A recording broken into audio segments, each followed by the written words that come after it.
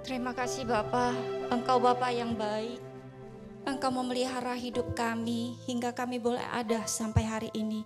Bukan dengan hebat, bukan dengan gagah kami, tapi karena anugerah-Mu yang besar, kami boleh nikmati sampai hari ini. Terima kasih Tuhan, buat malam hari ini Engkau kumpulkan kami di rumah-Mu Tuhan. Kami sudah menyembah-Mu, tiba saatnya kami untuk mendengarkan sebagian daripada firman-Mu.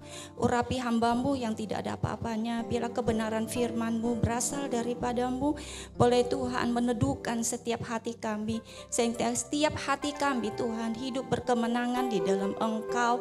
Kami benar-benar Tuhan menjadi anak-Mu, menjadi umat tebusan-Mu yang sesuai dengan karakter Kristus di dalam kehidupan kami, sehingga banyak orang boleh melihat lewat kehidupan kami, mereka melihat Engkau Bapa.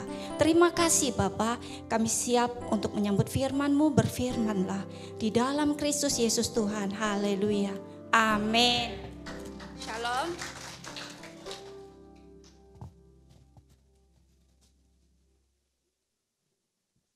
Apa kabar Bapak Ibu semua? Luar biasa ya. Puji Tuhan, malam hari ini kita dikumpulkan kembali, itu semua karena anugerah Tuhan. Kalau Tuhan masih kasih kita kesempatan untuk tetap boleh datang bersekutu dengan Tuhan. Firman malam hari ini saya kasih tema rahasia hidup berdamai. Dalam hari-hari ini Bapak Ibu Saudara kasih dalam Tuhan, sulit sekali kita kadang lihat orang untuk hidup berdamai ya. Sana sini kayaknya ada aja.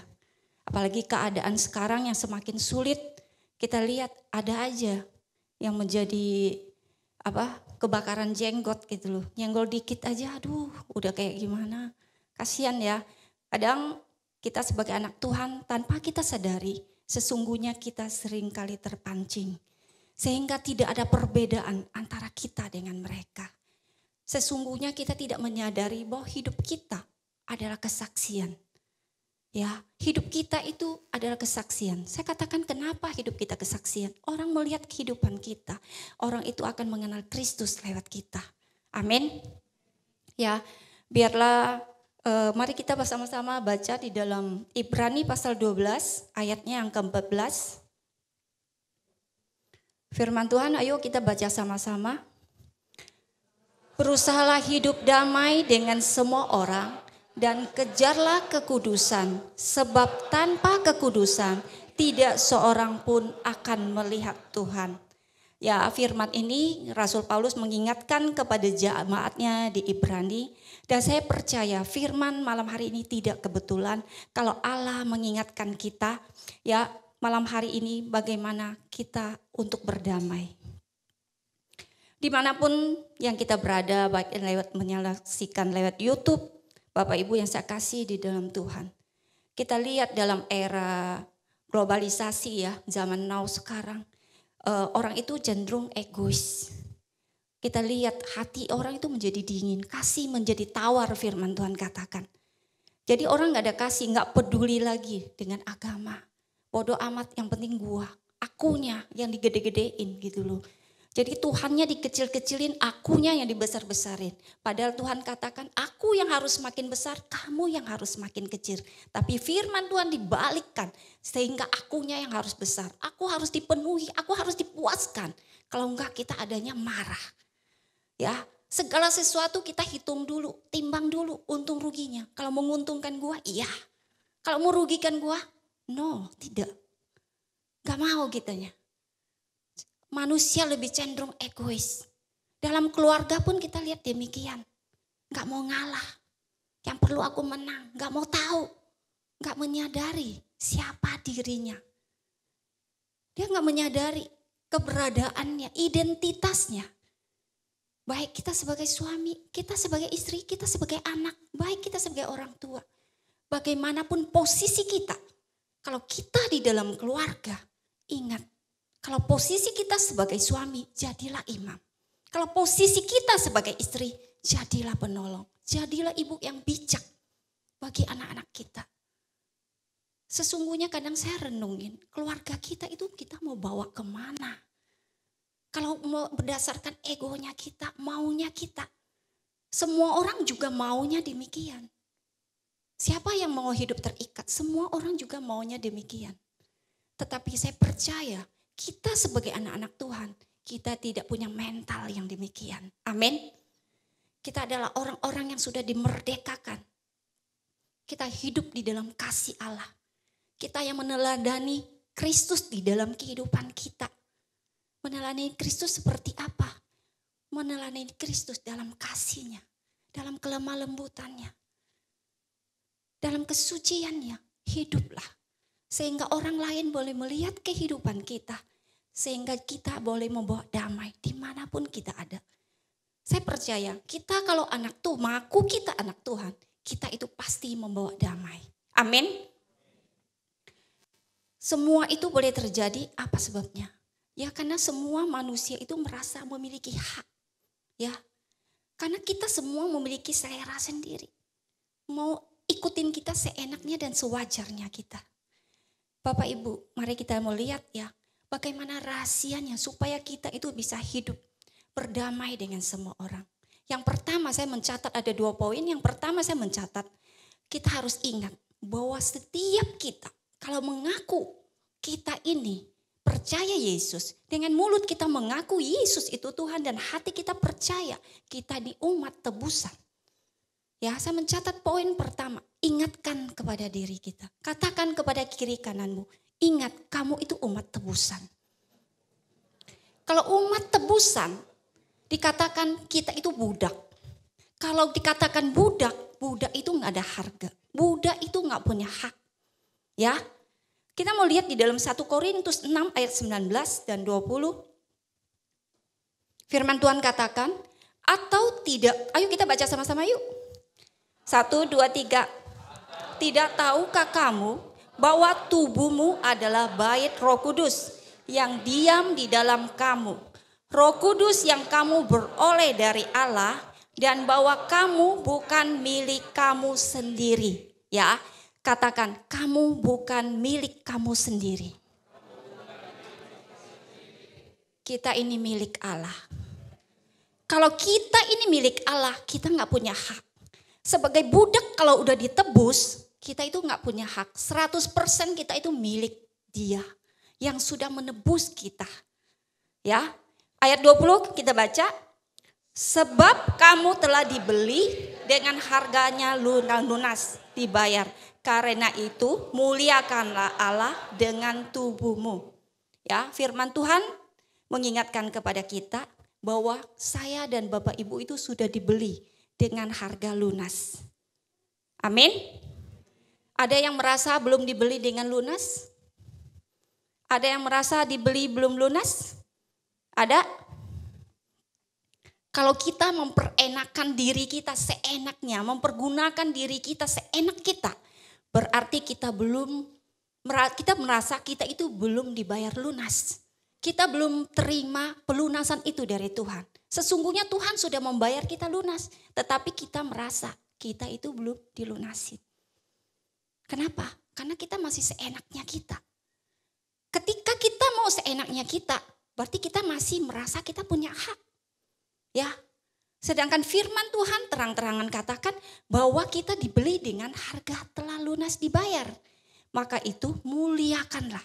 Tuhan katakan enggak ada jalan lain selain kita itu memuliakan Allah dengan hidup kita. Bapak Ibu mau memuliakan Allah? Ya, dikatakan bahwa kalau anak tebusan, kalau zaman dulu ya kita lihat ya, dikatakan budak itu ada 3 bagian.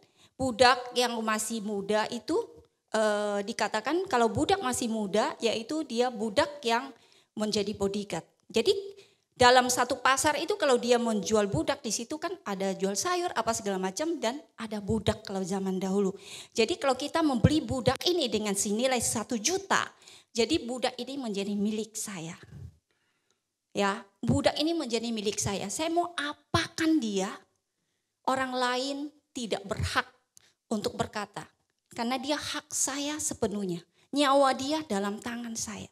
Karena zaman dulu itu kan belum ada Komnas HAM ya. Jadi enggak ada istilah kayak sekarang ini. Wah kita istilahnya melakukan kekerasan. Bisa dilaporin ada Komnas HAM. Kalau dulu itu enggak demikian. Makanya ada istilahnya diperjualbelikan budak. Jadi ketika budak kita beli, itulah hak kita sepenuhnya. Jadi budak itu benar-benar gak punya hak untuk hidup. Apapun yang kita perintahkan, itu yang harus dia lakukan.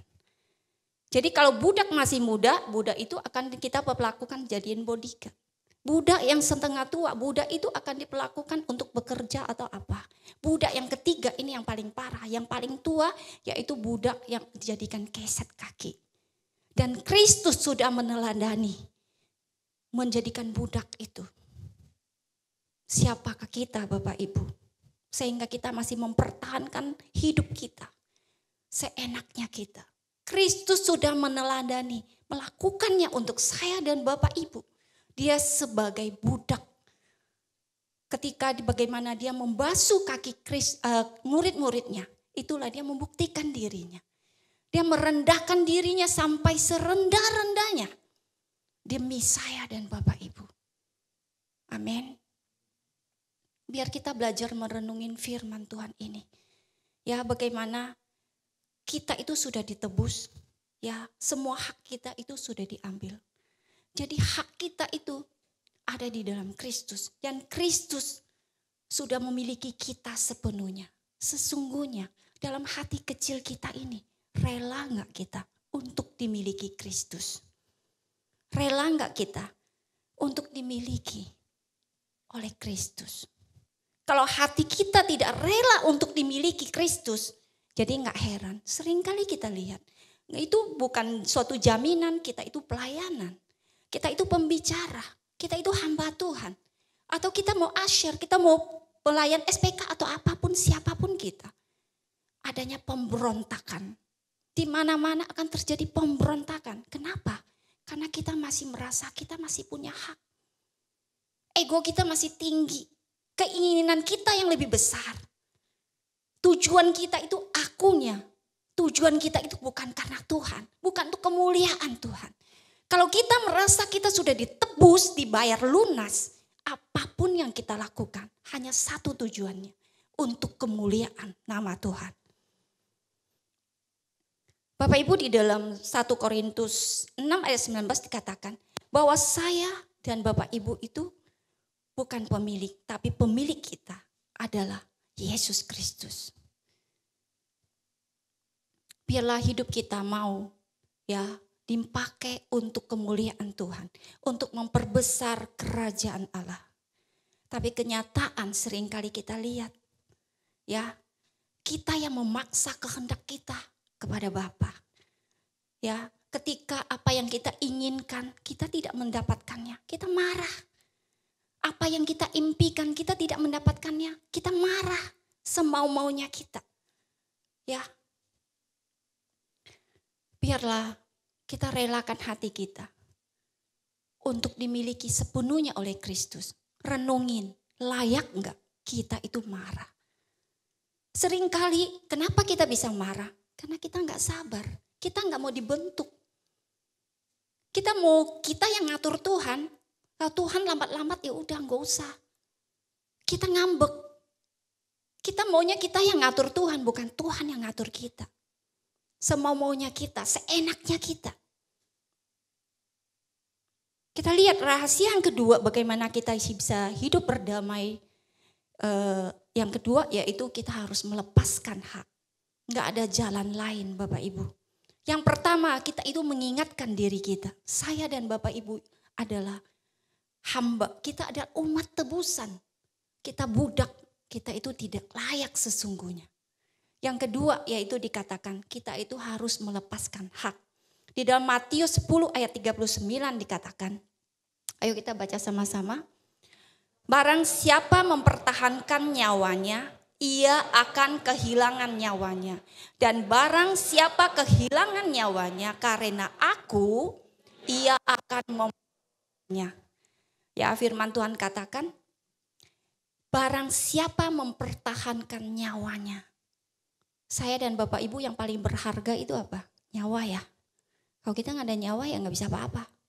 Jadi yang paling berharga dalam kehidupan kita, nyawa. Tapi ketika kita mempertahankannya di dalam kehidupan kita, firman Tuhan katakan, kita itu akan kehilangan. Tapi ketika kita merelakan, sekalipun itu kehilangan karena Tuhan. Ya, kita kehilangan bukan karena si A, si B, si C. Tapi kita kehilangan itu karena Tuhan. Dikatakan, kita itu akan menerimanya. Firman Tuhan katakan, biarlah Bapak Ibu yang saya kasih dalam Tuhan, apa yang menjadi keberhargaan di dalam kehidupan kita. Ya, apa yang menjadi keberhargaan di dalam kehidupan kita? Renungin.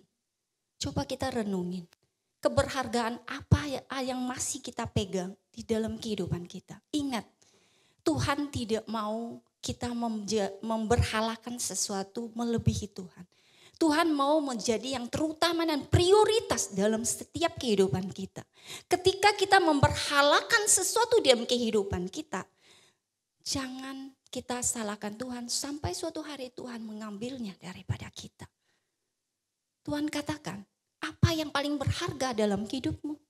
Nyawa apa yang sedang engkau pegang erat-erat di dalam kehidupanmu? Tuhan mau itu kau lepaskannya untuk Tuhan. Maka Tuhan katakan dia akan menggantikannya. Karena dia Allah Yehova Yireh, dia akan menggantikan dengan berkali-kali lipat untuk saya dan Bapak Ibu. Yang menjadi pegangan kita saat ini apa? Anak kita, suami kita, istri kita kah? Keluarga kita, usaha kita, jabatan kita, atau pelayanan kita. Hanya kita dengan Tuhan yang tahu. Enggak ada yang tahu. Apa yang masih kita pegang erat saat ini. Yang kita masih pertahankan hari ini. Tuhan katakan, jika engkau mempertahankan itu, engkau akan kehilangan. Tetapi jika engkau kehilangan karena nama Tuhan, Tuhan akan menggantikannya dengan berkali-kali lipat. Amin. Bapak Ibu yang saya kasih dalam Tuhan. Marilah kita mau belajar menyerahkan apa yang menjadi berhala kita selama ini. Mungkin kita sendiri tidak menyadarinya. Renungin, pulang malam hari ini, renungin. Apa yang masih menjadi berhala di dalam kehidupan kita selama ini. Sehingga kita tidak memprioritaskan Tuhan di dalam kehidupan kita. Sehingga kita menormalkan Tuhan di dalam hidup kita. Apa itu pekerjaan kita? Kalau kita masih memprioritaskan pekerjaan di dalam kehidupan kita. Dengan mengabaikan Allah di dalam kehidupan kita yang sudah menebus kita. Jadi gak heran kalau hidup kita itu tidak diberkati. Jangan salahkan Tuhan. Karena yang kita prioritaskan itu bukan Tuhan. Sebagaimana firman Tuhan katakan, ketika kita mencari Allah dan kebenarannya, maka segalanya Tuhan janjikan dia akan tambahkan. Tapi karena kitanya melenceng, tidak mencari kebenaran Allah dalam kehidupan kita, ya kita tidak menerimanya. Jangan salahkan Tuhan. Kalau kita tidak mengalami terobosan, jangan salahkan Tuhan. Janji Tuhan itu ya dan amin. Tuhan akan katakan dia berlipat kali gandakan. Dia akan mencukupkan setiap kebutuhanmu. Apa yang menjadi kebutuhanmu hari ini. Katakan kepada Tuhan. Satu hal, kita gak bisa melanggar apa itu perintah Tuhan. Ikutin apa yang Tuhan mau, lakukanlah. Harus ada royalitas di dalam kehidupan kita. Untuk mengikuti apa yang Tuhan mau. Saya percaya ketika kita bisa mengikuti apa yang Tuhan mau, kita akan menjadi istilahnya hatinya Tuhan. Jadi kita itu ada dalam hatinya Tuhan. Tuhan itu tahu betul apa yang kita inginkan. Dia nggak mungkin tidak akan berikan kepada kita. Ya, sebagaimana firman katakan, dia akan mencukupkan segala keperluanmu menurut kekayaan dan kemuliaannya di dalam Kristus Yesus Tuhan. Saya percaya kalau kita membawa prinsip ini ya dalam kehidupan kita, dalam rumah tangga kita, dalam pekerjaan kita, dalam pelayanan kita, dalam bermasyarakat. Saya percaya hidup kita itu pasti aman sentosa, pasti sangat bahagia. Kenapa saya katakan demikian? Karena kita memprioritaskan Tuhan dalam kehidupan kita. Jadi yang kita teladani adalah Kristus. Ketika kita meneladani Kristus di dalam kehidupan kita, setiap langkah-langkah kita itu pasti sesuai dengan firman. Dan hidup kita itu pasti Di firman Tuhan katakan kita itu akan dimuliakan Tuhan dan dimuliakan manusia. Melepaskan hak di sini ya Bapak Ibu bukan berarti apa yang menjadi bagian kita, firman Tuhan katakan melepaskan hak. Ya udah, apa yang menjadi bagian kita enggak. Aku enggak mau. Bukan demikian ya. Jangan disalahartikan firman Tuhan. Dikatakan kita melepaskan hak ya. Kalau memang itu menjadi bagiannya kita terima. Tetapi ketika itu menjadi bagiannya kita, tetapi karena satu dua hal terjadinya perselisih paham, pertengkaran, lepaskan, relakan demi nama Tuhan. Maksud ayat ini seperti itu ya. Ketika kita melepaskannya, kita merelakannya karena nama Tuhan. Supaya nama Tuhan dipermuliakan. Percayalah, Tuhan akan berlipat kali gandakan bagi setiap kita. Kalau menjadi bagian kita, terima. Kalau nggak mau terima, boleh buat saya, hubungin saya ya. Saya ada suatu kesaksian bagaimana keluarga saya dari Koaling ya. Waktu itu waktu almarhum mertua kami meninggal, ya terjadi hal demikian gitu loh. Jadi bagaimana ada terjadi salah pahaman di dalam keluarga, bagaimana saudara-saudara yang lain ada terjadi percecokan. Dari awal kami katakan, sewaktu mama kami masih hidup saya juga katakan, saya bilang saya sama Aling, kami tidak mau terima apapun ya warisan dari mama, kasihkan sama yang lain. Saya katakan demikian kepada orang tua kami. Jadi sampai waktu mama kami almarhum dan apa yang dia sudah tinggalkan itu kami bagikan. Kami menjadi orang tengah bagaimana memperdamaikan mereka dan kami yang membagikannya untuk mereka. Saya percaya sekali mereka bilang kok enggak mau, iya enggak. Saya percaya Allah terlalu sanggup memberkati kami lebih daripada itu. Kami mau hidup menjadi berkat. Bukan kami enggak mau, kami mau. Siapa yang enggak mau duit? Siapa yang enggak mau harta? Saya percaya semua kita juga mau. Ya, kita semua mau. Tapi kita harus lihat dulu. Intinya kalau segala sesuatu menjadi batu sandungan, jangan pernah mau kita terima. Sekalipun kita butuh. Enggak apa-apa. Ketika kita merelakan, kita melepaskan hak itu, Tuhan akan kembalikan berkali-kali lipat. Dia Allah Yehova Yire, sanggup menggantikannya lebih daripada itu. Enggak usah dipusingin, enggak usah diributin. Kita harus membawa damai, kita harus jadi pendamai dimanapun kita ada. Malah sekarang kami yang memperdamaikan mereka. Mereka ada apa-apa itu hubungin kami sebagai orang tengah. Kemarin waktu Imlek saya undang mereka semua untuk datang ke rumah. Saya memperdamaikan mereka. Kalau enggak, karena orang tua udah enggak ada, ya udah masing-masing. Udah kayak enggak punya saudara. Jadi sejak saya masuk dalam keluarganya mereka, kami menjadi pendamai untuk memperdamaikan mereka. Firman Tuhan di dalam Mazmur 37 ayat 6 dikatakan, Ia akan memunculkan kebenaranmu seperti terang dan hakmu seperti siang. Kenapa firman Tuhan ini katakan bahwa kebenaranmu akan dimunculkan seperti terang dan hakmu seperti siang? Kenapa dia enggak katakan kebenaranmu dimunculkan seperti malam dan hakmu dia kenapa enggak katakan kebenaranmu dimunculkan seperti gelap dan hakmu seperti malam? Kenapa dikatakan kebenaranmu seperti terang? Karena terang itu semua orang bisa melihat. Kenapa hakmu dikatakan siang? Karena siang hari semua orang bisa menyaksikan. Tidak bisa ditutupin. Ya. Jadi Bapak Ibu yang saya kasih saudara dalam Tuhan. Tuhan mau hidup kita itu bisa menjadi berkat. Membawa damai. Supaya semua orang melihat kita. Dia boleh melihat Kristus di dalam kita. Kristus adalah kasih. Dia membawa damai. Memperdamaikan kita dengan Allah Bapa. Kita ini adalah menelani dia di dalam kehidupan kita. Jadi kita mau melepaskan hak kita. Ya, sekarang Bapak Ibu yang saya kasih di dalam Tuhan. Masih ada hak apa yang masih kita pegang erat di dalam kehidupan kita. yang sering kita dikit-dikit tersinggung, berarti kita masih memegang hak untuk dihargai. Kalau kita dikit-dikit ngambek, berarti kita masih memegang hak untuk dikasihi.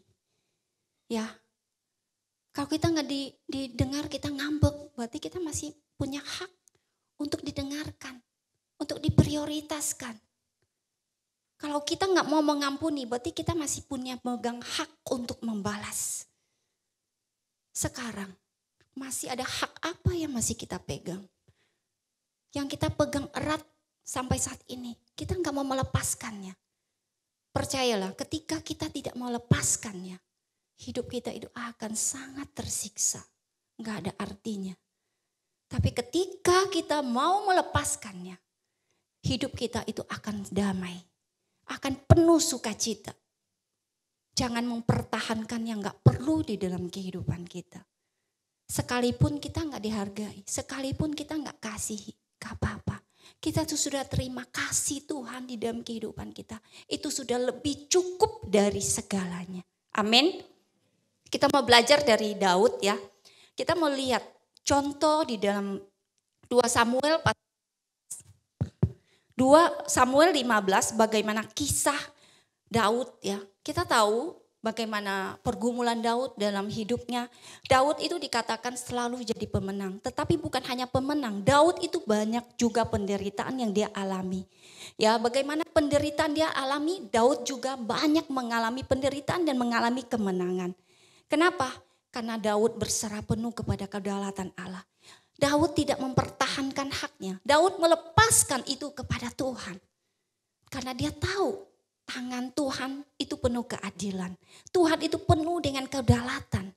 Hidupnya itu hanya sebagai hamba, ya sebagai umat tebusan yang gak ada artinya. Untuk apa dia mempertahankan? Daud seorang raja, dia tidak mempertahankan tapi dia melepaskan haknya. Di dalam kisah 2 Samuel ayat 15, saya menceritakan bagaimana kisah ini, bagaimana Daud waktu itu dia sebagai raja. Tetapi anaknya Absalom kita tahu bagaimana dia kudeta kepada Daud. Saat dia kudeta kepada Daud, bagaimana prajuritnya datang kepada Daud, dia kasih tahu kepada Daud bahwa si Absalom ini udah mau kudeta, terus rakyat ini udah mulai memihak kepada si Absalom. Apa yang Daud katakan, kalau demikian ya udah kita menyingkir. Yuk kita mengalah dari Absalom. Dia menyingkir untuk dia pergi. Waktu dia mau pergi itu, yaitu Imam Lewi ya. Waktu Imam Lewi itu dia melihat tabut Allah itu. Intinya dia mau bawa tabut Allah itu beserta dengan Daud. Dia mau pergi bersama dengan Daud. Tetapi apa Daud katakan di dalam 2 Samuel 15 ayat 25. Kita lihat. Ayo kita baca yuk. Lalu berkatalah raja kepada Zadok, bawalah tabut Allah itu kembali ke kota. Jika aku mendapat kasih karunia di mata Tuhan, maka ia akan mengizinkan aku kembali. Sehingga aku akan melihatnya lagi juga tempat kediaman ini. Kita lihat bagaimana hatinya Daud ya. Kalau saya renungin, saya kayak sedih gitu, mau keluar air mata loh. Dia seorang raja. Dia tidak mau dengan kekuasaannya. Kalau dia dengan kekuasaannya bisa enggak? Bisa. Absalom pasti bisa dikalahkan. Tapi dia enggak mau. Ketika bilang bagaimana mereka berpihak kepada Absalom, dia bilang ya udah, kita menyingkir saja. Dia tidak mau dengan kekuasaannya untuk melawan anaknya. Dia enggak. Dia lebih rela, dia menyingkir, dia mengalah. Dikatakan dalam firman Tuhan, jika aku mendapat kasih karunia di mata Tuhan. Daud katakan, kalau saya mendapat kasih karunia di mata Tuhan, saya percaya Tuhan akan izinkan saya kembali ke tempat ini dan melihat tabut Allah ini. Ya, dia tidak mempertahankan yang dia merasa perlu untuk dia pertahankan. Dia tidak merasa tabut Allah itu harus dipertahankan dan harus dibawa. Dia tidak merasakan demikian. Tetapi dia merelakan, gak apa-apa. Kita aja yang menyingkir. Tabut Allah itu kamu kembalikan, gak usah dibawa. Kita harus menyadari bahwa segala yang terjadi di dalam kehidupan kita, Ya, itu adalah seizinnya Allah. Firman Tuhan katakan, sehelai rambut pun jatuh ke tanah. Tuhan itu tahu. Apapun permasalahan hari ini kita alami. Baik itu sakit penyakit, ekonomi, goncangan, atau apapun itu yang ada dalam kehidupan kita. Percaya akan kedaulatan Allah. Ada kekuatan Tuhan di dalam kehidupan kita. Firman Tuhan katakan, masalah yang kita hadapi tidak akan melebihi batas kekuatan kita. Tuhan tahu kekuatan kita sampai di mana. Setiap kita itu harus dibentuk dan diproses sedemikian. Sehingga kita akan menjadi emas dan murni. Kita itu akan menjadi emas yang layak di hadapan Tuhan. Tanpa proses, tanpa pembentukan, hidup kita tidak berkenan. Amin. Tapi seringkali kita akan lari dari proses itu. Kita tidak mau dibentuk. Karena kita masih mempertahankan hak kita. Kita merasa kita diperlakukan tidak adil. Ada egonya kita. Hak kita yang kita enggan untuk dilepaskan. Bapak Ibu, saya mau kasih dalam Tuhan. Emang tidak gampang kita untuk melepaskan hak. Tetapi apabila ya kita izinkan Tuhan memenuhi hidup kita, saya percaya kita akan rela untuk melepaskannya. Ada kesaksian sebenarnya dari teman komsel kami ya. Bagaimana kemarin tanahnya itu, dari tanah waktu itu ada 2 bidang tanah. Bidang tadi saya mau minta dia bersaksi, dia bilang, oh saya gemetaran, saya nggak bisa. Saya saksiin aja. Jadi dia memiliki 2 bidang tanah. 1 bidang tanahnya itu diambil alih oleh saudaranya. Itu hasil jeripayah dari suaminya. Yang kedua, itu warisan dari orang tuanya, itu juga diambil alih. Kemarin itu dia saking kepepet, karena satu keluarga ini ada rencana untuk pindah ke Amrik. Mereka waktu kepepet, untuk biaya pindah ke Amrik. Mereka bagaimana berkeluh kesah, mereka bagaimana segala upaya untuk merebut kembali apa yang menjadi milik mereka. Sampai mereka belain pulang ke Kalimantan. Tata hasilnya tetap 0.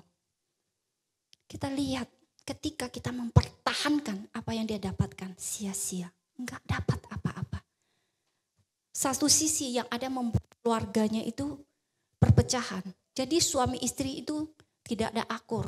Hanya berantem melulu, tidak ada sejahteranya. Kenapa?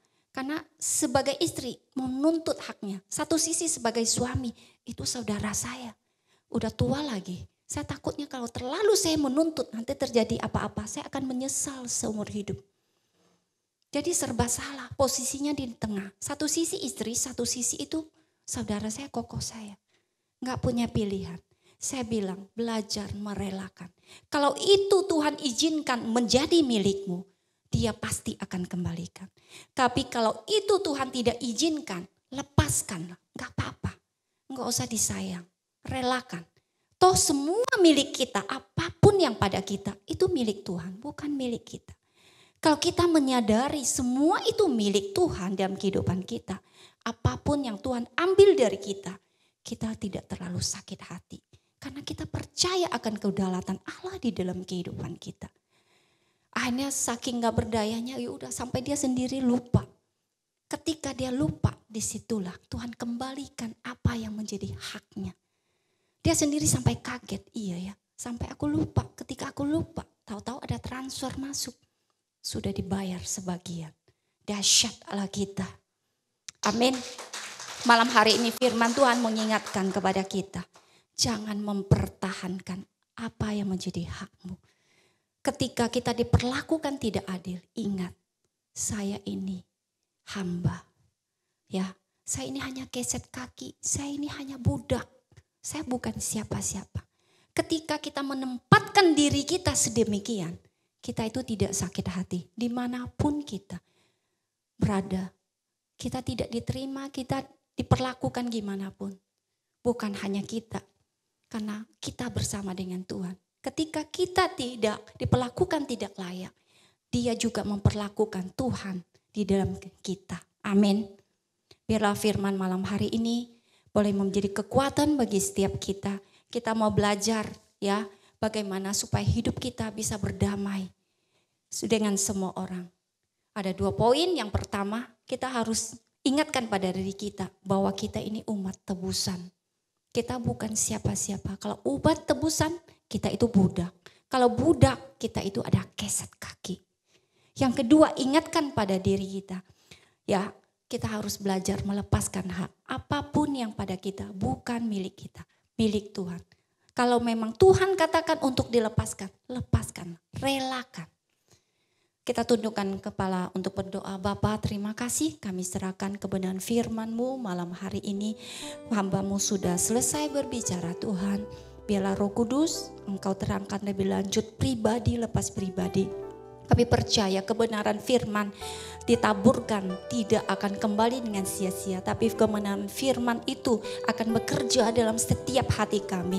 Sehingga hidup kami semakin diperbaharui. Kami semakin dewasa di dalam Tuhan. Dan hidup kami Tuhan akan menjadi terang dimanapun kami ada. Karena satu hal kami percaya, kami yakin bahwa kedaulatan Allah sepenuhnya atas hidup kami. Dan kami sepenuhnya milik-Mu.